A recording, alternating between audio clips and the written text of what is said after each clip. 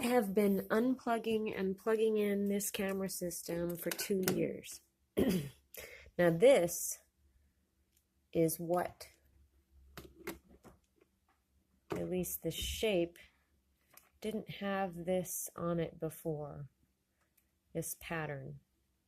I've been using these things for 2 years, and I unplug them every time I come home, and I plug them in when I leave. And yesterday I noticed that this, which is the power source to the camera system, is different.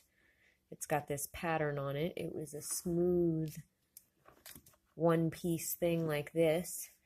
And then the plugins for the actual cameras matched the other one. That this is not the same. This is not the one that I've been using for 2 years. That did not have this on it, and this detailing here was not there. And this didn't have this on it. It's heavier. That's how I noticed. And that's the number on there. And there's 2 of these. One for each, or 2 cameras that plugs in and allows them to record.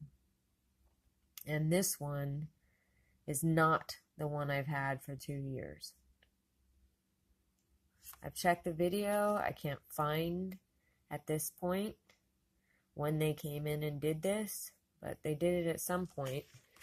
And that number reads